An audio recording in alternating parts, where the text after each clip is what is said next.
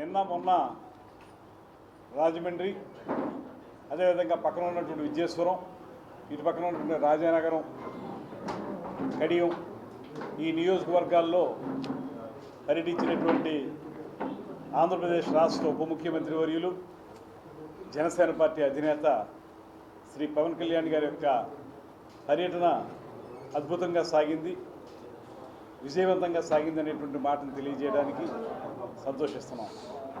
ముఖ్యంగా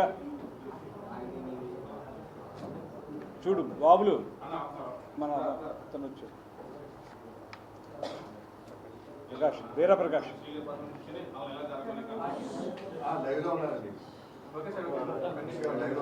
ముఖ్యంగా 2027లో జరగబోయేటువంటి పుష్కరాల్ని ఏ విధంగా నిర్వహించుకోవాలి, కాలుష్య రహితమైనటువంటి పుష్కరాలుగా నిర్వహించుకోవడం ఎలాగా, సమర్థవంతంగా నిర్వహించుకోవడం ఎలాగా, సమయం తక్కువ ఉంది కనుక తొందరగా వాటిని ఒక్కొక్కటి కార్యక్రమాలని ఏర్పాటు చేసుకోవడం ఎలాగనేటువంటి అంశాల మీద ఉప ముఖ్యమంత్రి గారు చాలా స్పష్టమైనటువంటి రోడ్ మ్యాప్ని అందించడం జరిగింది. దీనివల్ల అధికార యంత్రాంగంలో కానీ రాజకీయ నాయకత్వంలో కానీ ఒక వేగం వచ్చిందనేటువంటి మాటని సందర్భంగా తెలియజేస్తున్నాను. అదేవిధంగా రాబోయే రోజుల్లో ఏ రకమైనటువంటి కార్యక్రమాల ద్వారా మనం పుష్కరాలను విజయవంతం చేసుకోవాలనేటువంటి అంశం మీద వారు అందించినటువంటి మార్గనిర్దేశకత్వం కానివ్వండి, ఆదేశాలు కానివ్వండి, ఇవన్నీ కూడా మా అందరికీ కూడా ఇంకా బాగా పనిచేయడానికి ఉపయోగపడతాయనేటువంటి మాటని తెలియజేస్తున్నాను. ఇవాళ ముఖ్యమంత్రి గారు చంద్రబాబు నాయుడు గారి నేతృత్వంలో పుష్కరాలని అద్భుతంగా నిర్వహించాలనేటువంటి ఒక కార్యాచరణ ఇప్పటికే రూపొందింది. దానికి కొనసాగింపుగా ఉప ముఖ్యమంత్రి గారు నిన్న రావటం, నిన్న మొన్న సమీక్షలు చేయడం ద్వారా ఫోకస్డ్గా పనిచేయడం ఎలాగా, అనుకున్నటువంటి లక్ష్యాలేంటి, వాటిని సాధించుకోవటం ఎలాగా, వాటికి నిధులు సమకూర్చుకోవడం ఎలాగా అనేటువంటి అంశాల మీద కూడా కొంత స్పష్టత వచ్చింది. అదేవిధంగా పంచాయతీరాజ్ శాఖ ద్వారా ఈ 6 జిల్లాలు ఏవైతే గోదావరి నదీ పరివాహక ప్రాంతంలో ఉన్నటువంటి 6 జిల్లాలు, అక్కడ జరిగేటువంటి పుష్కరాలకు సంబంధించి పంచాయతీరాజ్ శాఖ మేరకు ఒక 100 కోట్ల రూపాయలు నిధులను ఇవ్వడానికి ముఖ్యమంత్రి గారు, ఉప ముఖ్యమంత్రి గారు చొరవ చూపించడం కూడా మా అందరికీ చాలా ఆనందదాయకమైనటువంటి మాటని సందర్భంగా తెలియజేస్తున్నాం. వారు ఇక్కడికి వచ్చారు, కొన్ని సూచనలు చేశారు.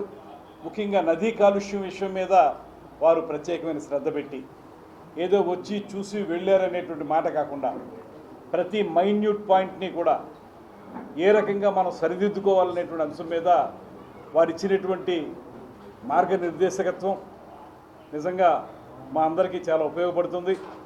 ఆయన మా నాయకుడు, ఆంధ్రప్రదేశ్ రాష్ట్రానికి ఉప ముఖ్యమంత్రి వర్యులు. ఆయన సూచనలు చేస్తే జిల్లా మంత్రిగా వాటిని క్షేత్రస్థాయిలో అమలు చేసే బాధ్యత నాది. దానికి ప్రజాప్రతినిధులు అందరం కలిసి, శాసనసభ్యులు, శాసన మండలి సభ్యులు అందరం కలిసి, రాజకీయ నాయకత్వం అంతా కలిసి వాటిని సమర్థవంతంగా నిర్వహించుకోవడం అనేది మా బాధ్యత. ఈ విషయాన్ని స్పష్టంగా మేము నిన్న మొన్న జరిగిన సమీక్షల్లో గమనించగలిగాం. వాటి ఆధారంగా రేపొద్దున కార్యాచరణ ఏర్పాటు చేసుకోవడానికి కూడా సిద్ధపడ్డాం. ఇక్కడ మీరు ఆలోచించవలసింది ప్రధానంగా రాజకీయ పరమైనటువంటి పుష్కరాల్ని బాగా నిర్వహించాలనేటువంటి సంకల్ప దీక్ష ఏదైతే ఉందో అది కనపడాలి తప్పితే రాజకీయ కాలుష్యం కనపడకూడదు అనేటువంటి మాటను కూడా ఈ సందర్భంగా మేము భావిస్తున్నాం. అందుకే ఇవాళ ఒక్కొక్కగా తీసుకుంటే మొట్టమొదటి గోదావరి జల కాలుష్యం ఏ రకంగా ఉంది, దాన్ని నివారించడం ఎలాగనేటువంటి అంశం మీద వారు నల్లా ఛానల్, అక్కడి నుంచి డిశ్చార్జ్ అవుతున్న నీరు గోదావరిలోకి అక్కడ ఏ రకంగా కాలుష్యం ఉంటుందనేటువంటి దాన్ని పూర్తిగా పరిశీలించారు. దాన్ని తిరిగి డైవర్సిఫికేషన్ సిస్టంలో నల్లా ఛానల్ని ఈ పక్కకి తిప్పి సామాన్యమైనటువంటి సమయాల్లో, సాధారణ సమయాల్లో ఆవా ఛానల్ దగ్గర వదలటం అనేటువంటి ఒక కార్యక్రమం ఉంది. అక్కడ కూడా మళ్ళీ గోదావరిలోనే కలుపుతున్నారు కనుక ఒక శాశ్వత పరిష్కారం కావాలి దీనికి అనేటువంటి మాట మీద కూడా ఆలోచించడం జరిగింది. ప్లాస్టిక్ వ్యర్థాలు ఏవైతే ఉన్నాయో వాటన్నింటినీ కూడా పెద్ద ఎత్తున మనం ఈ గోదావరిలో కలిసే విధంగా కాలువ ద్వారా వెళుతున్నాయి కనుక దాన్ని నివారించడం ఎలాగనేటువంటి దాని మీద కూడా అధ్యయనం జరుగుతూ ఉంది. దాంతోపాటు పుష్కరాలకు వచ్చేటువంటి ఈసారి రమారమి 9 కోట్ల నుంచి 10 కోట్ల వరకు భక్తులు పుష్కరాలకు వస్తారనేటువంటి మాట గట్టిగా వినపడుతుంది. వారందరికీ కూడా పవిత్ర స్నానాలు చేయాలనుకునే వారికి ఆ స్నానాలు చేసేటువంటి అవకాశాన్ని ఎలాగ కల్పించాలనేటువంటి మాట మీద కూడా ఒక కార్యాచరణ తయారు చేస్తూ ఉన్నాం. దాంతోపాటు టాస్క్ ఫోర్స్ ఏర్పాటు నిన్న మొన్న సమీక్షల్లో చెప్పారు. పొల్యూషన్ కంట్రోల్ బోర్డు యొక్క అది దానికి సంబంధించినటువంటి ప్రిన్సిపల్ సెక్రటరీ గారు అక్కడ ఆయన మెంబర్ సెక్రటరీగా ఉంటారు. మిగతా శాఖలన్నీ ఏవైతే ఉన్నాయో లైన్ డిపార్ట్మెంట్స్ అవన్నీ కలిపి టాస్క్ ఫోర్స్ని ఏర్పాటు చేస్తామని చెప్పిన మరుక్షణమే ఇవాళ ఉదయానికే దాని జీవోను కూడా తీసుకురావడం జరిగింది.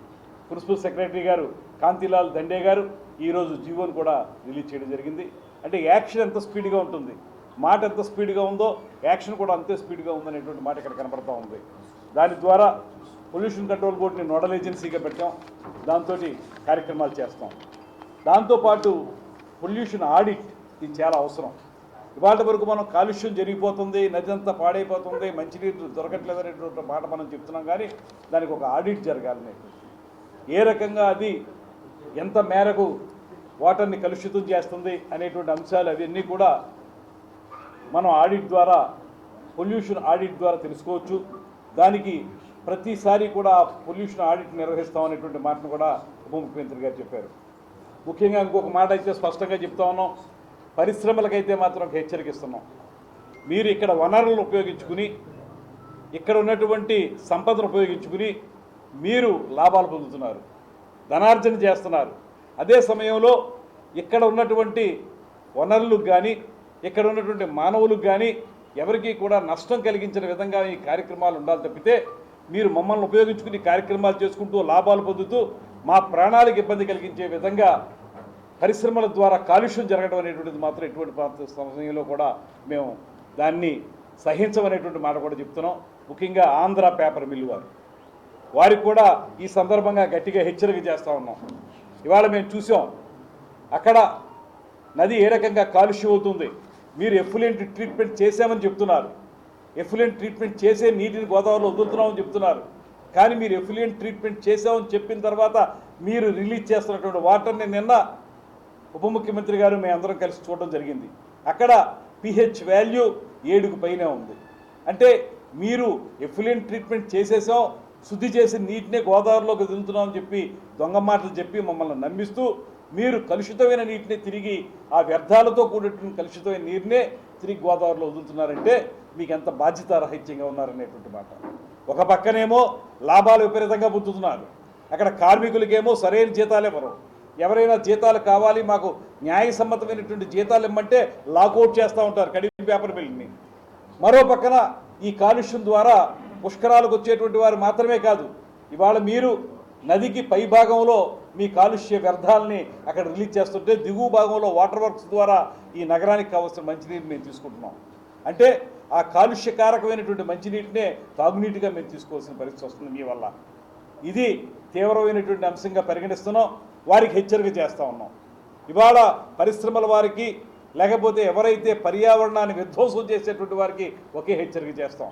ఈ రకంగా నీటి కాలుష్యాన్ని, నదీ కాలుష్యాన్ని, ప్రజలకి కాలుషితమైనటువంటి నీటిని అందించేటువంటి విధానం ఏదైతే ఉందో దాన్ని చేస్తే మాత్రం మీ మీద చట్టపరంగా తీవ్రమైన చర్చలు ఉంటాయనేటువంటి హెచ్చరికను కూడా ఈ సందర్భంగా ఇస్తూ ఉన్నాం. అదేవిధంగా గ్రామస్థాయి ప్రణాళికలు ఇవాళ డిప్యూటీ సీఎం గారి యొక్క సూచనల మేరకు ప్రతి గ్రామంలో కూడా ఒక ఘాట్ ఉంది. ఇవాళ మనం చూసాం రాజమండ్రి సిటీలో ఉండడం మాత్రమే కాకుండా రాజమండ్రి రూరల్ నియోజకవర్గంలో, రాజానగరం నియోజకవర్గంలో, అలాగే ఈ 6 జిల్లాలు ఏమనుకుంటున్నాం అన్ని జిల్లాల్లో కూడా అటుపక్క నిడదవోలులో కానీ కొవ్వూరులో కానీ ప్రతి చోట కూడా గ్రామాల్లో ఘాట్లు ఉన్నాయి. అందువల్ల ప్రతి ఘాట్ని కూడా బాగు చేసుకుని భక్తులకి సరైనటువంటి పుణ్యస్నానం ఆచరించే విధంగా చేయడం కోసం పంచాయతీరాజ్ శాఖ, ఆ గ్రామాలు అవి కలిసి, ఆ గ్రామాల్లో ఉన్నటువంటి పరిపాలనా విభాగాలు కలిసి ఒక యాక్షన్ ప్లాన్ తయారు చేసేటువంటి కార్యక్రమాన్ని కూడా శ్రీకారం చుట్టాం. అదేవిధంగా పుష్కరాల బడ్జెట్ మీ అందరికీ తెలుసు, ఇంతకుముందే మన కలెక్టర్ గారు కూడా చెప్పారు. రమారమి 8,500 కోట్ల రూపాయలతోటి ఒక ప్రణాళిక 6 జిల్లాలకు సంబంధించి ఈ పుష్కరాల నిర్వహణకి చేయాలనేటువంటి చేసాం. దానికి సంబంధించి వివిధ డిపార్ట్మెంట్లు అన్నీ కూడా దాంట్లో పొందుపరిచి ఎవరెవరు ఏం చేస్తే పుష్కరాలని మనం పోలీస్ శాఖ కానీ, అదేవిధంగా పంచాయతీరాజ్ శాఖ కానీ, మున్సిపల్ శాఖ కానీ, ఇతరత్ర ఏ శాఖలో ఇందులో ఇన్వాల్వ్మెంట్ అన్ని శాఖలకి సంబంధించి కార్యక్రమాలు చేయడానికి ఆ పెట్టుబడులు ఇంత అవసరం అవుతాయనేటువంటి మాటతోటి ముఖ్యమంత్రి గారికి నివేదించడం కూడా జరిగింది. దాని మీద ఇప్పుడు ఆ పనులు కూడా ప్రారంభమై శరవేగంగా ముగిసేలా కూడా ఓ ప్రయత్నాన్ని ప్రారంభిస్తున్నాం. దాంతోపాటు భక్తులకి సాంప్రదాయ పద్ధతులతో పాటు అంటే ఇక్కడికి వచ్చినటువంటి భక్తులు ఉండటానికి వసతి విషయంలో మామూలుగా హోటల్స్, లాడ్జీలు ఇవన్నీ ఉంటాయి. అవే కాకుండా మనం కోట్ల మీద భక్తులు వస్తారని అనుకుంటున్నాం కనుక వారందరికీ కూడా సంపూర్ణమైనటువంటి వసతి కల్పించాలంటే కేవలం ఇప్పుడు ఉన్నటువంటి ఎగ్జిస్టింగ్ హోటల్స్ సరిపోవు. దానికోసమే టూరిజం శాఖ నుంచి, మా శాఖ నుంచి కూడా టెంట్ సిటీసు, మీరు కుంభమేళాలో చూశారు, టెంట్ సిటీస్ ఏర్పాటు చేశారు. టెంట్ సిటీస్ కానీ అదేవిధంగా మనకి హోమ్ స్టేస్, మన గోదావరి జిల్లాల్లో హోమ్ స్టేస్ అనేవి ప్రత్యేకతతో కూడినటువంటివి, మండువా లోగిళ్ళు అంటాం మనం, అటువంటివి కానీ పాత ఇళ్లను కానీ వాళ్ళు తయారు చేసి హోమ్ స్టే పాలసీ కూడా టూరిజం ద్వారా తీసుకొచ్చాం, ముఖ్యమంత్రి గారు తీసుకొచ్చారు. దాని ప్రకారం మీరు హోమ్ స్టేలు ఏర్పాటు చేస్తే అందులో కూడా భక్తులకు వసతి కల్పించే కార్యక్రమాన్ని కూడా చేపడతా ఉన్నాం. దాంతోపాటు ఇందాక నేను చెప్పిన విధంగా ప్లాస్టిక్ రహిత పుష్కరాల నిర్వహణ అనేటువంటి కార్యక్రమానికి పెద్ద ఎత్తున ఇవాళ నుంచే ప్రచారం ప్రారంభించాలనేటువంటి మాటను కూడా తెలియజేస్తున్నాం. దాంతో ఇవాళ విద్యేశ్వరం సిద్ధాంతం ఏటిగట్టు నిర్మాణం, దానికి సంబంధించి